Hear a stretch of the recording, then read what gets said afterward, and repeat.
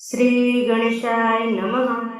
મિત્રો, આપ જોઈ રહ્યા છો યુટ્યુબ આપણી ચેનલમાં. આપ સૌનું સ્વાગત છે.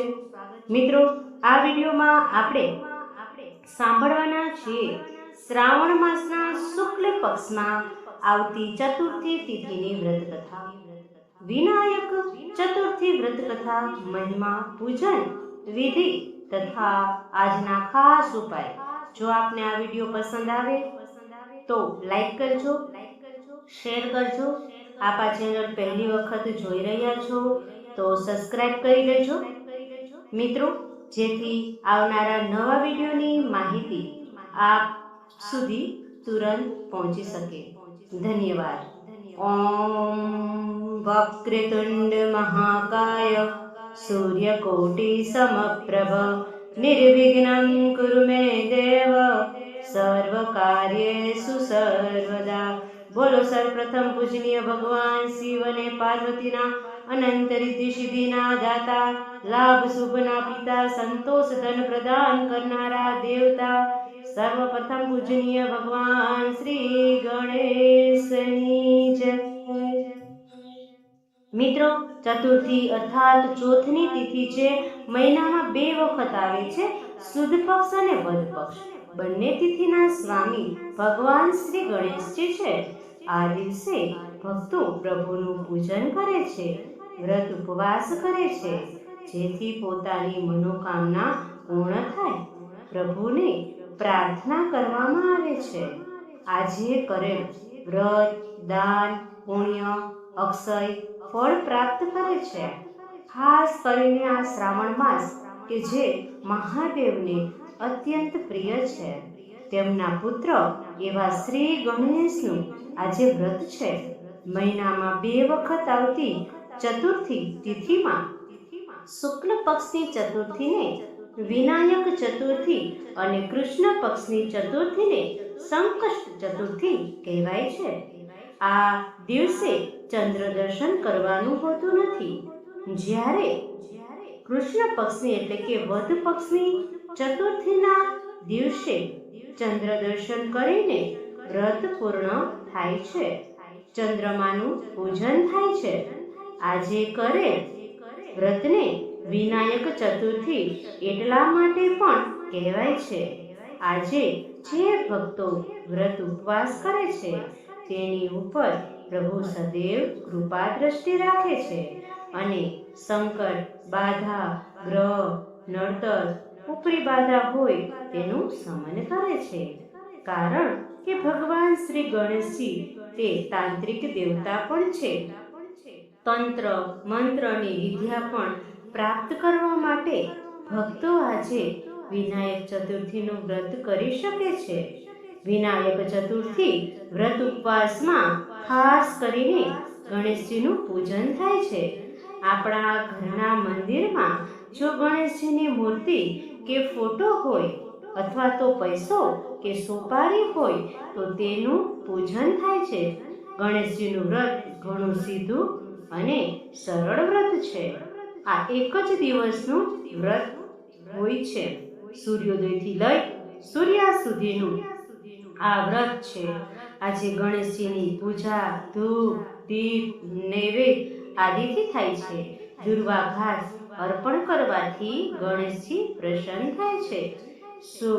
સૌભાગ્યની પ્રાપ્તિ થાય છે.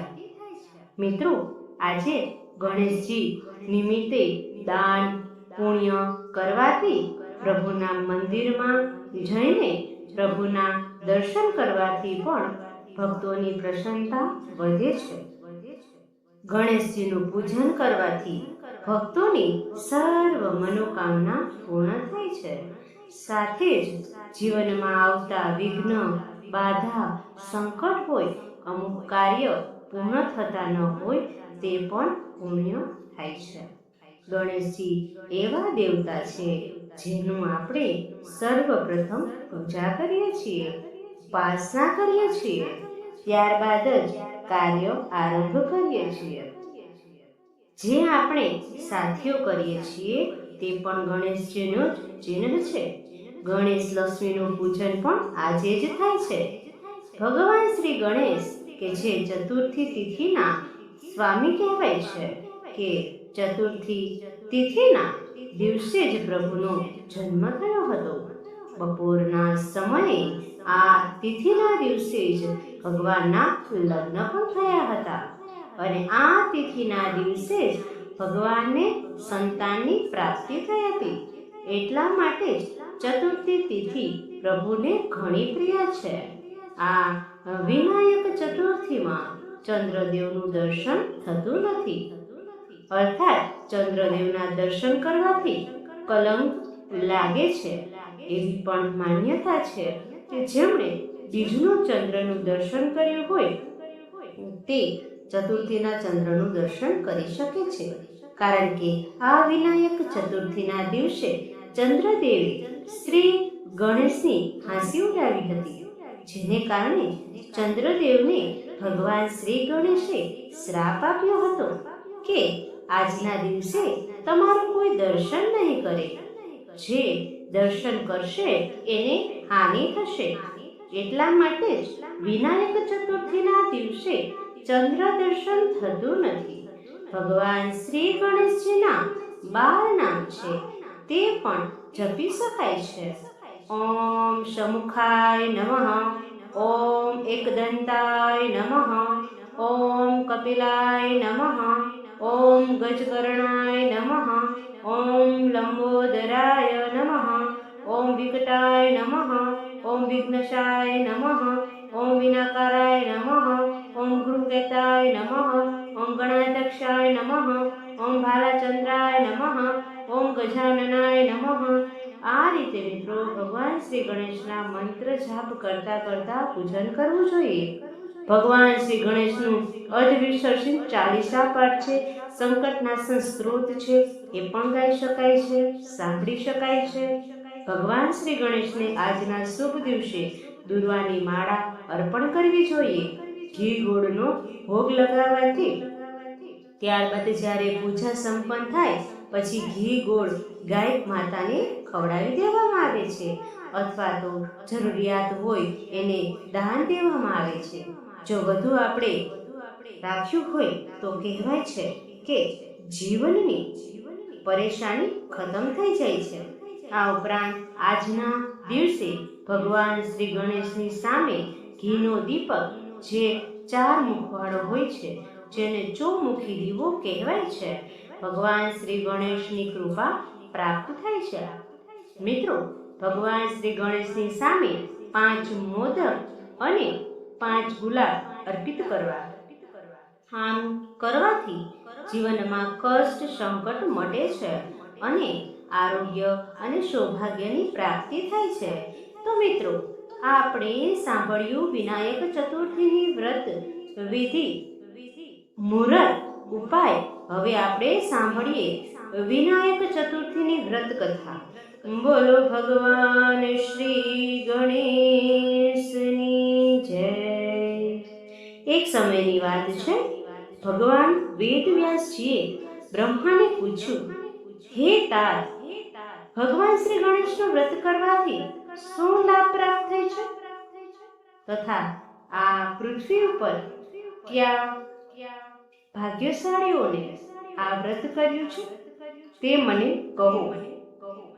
ત્યારે પરમપિતા બ્રહ્માજીએ વેદવ્યાસને કહ્યું કે હે પ્રિય વ્યાસજી, પૃથ્વી પર ઘણા મનુષ્યએ આ વ્રત કર્યું છે અને તેનાથી લાભાન્વિત પણ થયા છે. તેમાંથી સુરબાહુ ક્ષત્રિયની કથા તમને કહું છું, તે તમે સાંભળો. પૂર્વ ગુડ દેશમાં પિંપલપુર નામે એક નગર હતું.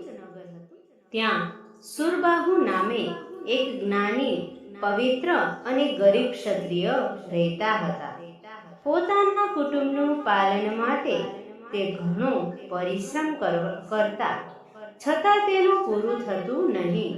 કાયમની વાત અવસ્થાને લઈને તેની પત્ની સુભદ્રાએ સુરબાહુને ઘણી નિંદા અને તિરસ્કાર કર્યા. પત્નીની કઠોર વાણીથી ઘણું લાગી આવતા તેણે રાત્રે ઘરમાં કોઈને કહ્યા વગર જ ગૃહનો ત્યાગ કર્યો. આમ તેમ ભટકતા તે નિર્જન અને હિંસક પ્રાણીઓથી ભરપૂર વનમાં પહોંચી ગયા. શૂરબાહુ ભૂખ્યા, તરસ્યા, થાકેલા, હતાશ થઈને વનમાં ભટકવા લાગ્યા. છેવટે દુઃખી હૃદયે વનમાં આવેલા એક સરોવરના કિનારે ગયા. સરોવરના પાણીથી પોતાની તરસ છીપાવી. ત્યાં સરોવરને કિનારે સરસ મજાનું વડલાનું ઝાડ હતું. વડલા નીચે બેસી કરુણ અસહાય હાલત પર વિચાર કરવા લાગ્યા. વિચારમાં ક્યારે નિંદ્રાધીન થઈ ગયા એને ખ્યાલ જ ન આવ્યો. આમ નિંદ્રા અવસ્થામાં જ તેને એવું લાગ્યું કે શરીર પર કંઈક ફરી વળ્યું છે, કશુંક સ્પર્શી રહ્યું છે. ભયથી તેઓ શિથિલ થયા અને મૃત્યુની તૈયારી પણ કરી લીધી. તે વિચારવા લાગ્યા કે દારૂણ ગરીબીથી પીડાવા કરતા હિંસક પ્રાણી મારું ભક્ષણ કરે તો ભલે કરે. જો આ સ્પર્શ સર્પનો હોય તો ભલે મને ડંખે. પણ એની કલ્પનાથી સાવ વિપરીત જ થયું. શૂરબાહુએ ધીમે ધીમે આંખો ખોલી તો રાત્રિના ચંદ્રમાના પ્રકાશમાં મનુષ્યની આકૃતિ દેખાય. એ સફાળા ઊભા થઈને બૂમ પાડીને પૂછ્યું, મને દુખીને જગાડીને તમે શું કરવા માંગો છો? તમે કોણ છો? કોઈ ગંધર્વ, યક્ષ, કિન્નર કે મનુષ્ય રૂપધારી કોઈ માયાવી રાક્ષસ છો? તમે જે હોય તે. સંસારથી દુઃખી થયેલા મુજે ગરીબને ભક્ષણ કરો અને મને આ ભવતાપથી છુટકારો આપો. શૂરબાહુને સ્પર્શ કરનાર મનુષ્ય આકૃતિએ કહ્યું, હે વત્સ, તું સંસાર તાપથી પરિતપ્ત થયેલ છો, પણ તું ગભરાઈશ નહીં. મારું નામ ઋષિ કૌશિક છે. હું વર્ષોથી આ વનમાં તપસ્યા કરું છું. હે વત્સ, તું ઊભો થા અને મારી સાથે ચાલ.